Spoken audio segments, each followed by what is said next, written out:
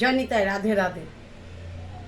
আজকে দুপুরে রেসিপি, নতুন রেসিপি করেছি। দেখো, কুমড়া পাতা তো সবার বাড়িতে যায়, যাদের জায়গা জমি আছে তাদের কুমড়া পাতা গাছ আছে।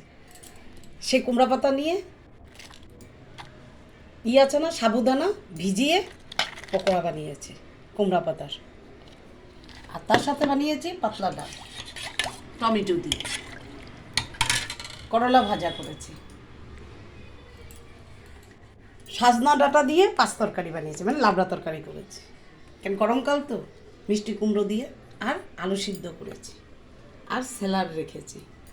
গন্ধরাজ লেবু আছে জানো, এই দেখো, তার সাথে গন্ধরাজ লেবু কিছুটা কেটেছি, কিছুটা রেখে আস্তা শেষ হয়ে যাবে না, তখন আমি কী করবো, তো এই জন্য কেটে রেখেছি। তবে আমার এই দেখো থালটা, আর বড়াগুলি দেখেছ, পাটপাতার বড়ার মতন। সাবুদানাটা ভিজিয়ে রেখে দাও, পরের দিন এই যে কুমড়া পাতা নিয়ে পকোড়া বানাও, খুব ভালো লাগে। খুব গরম ভাতের সাথে, ডালের সাথে একটা তো বড়া চাই। এই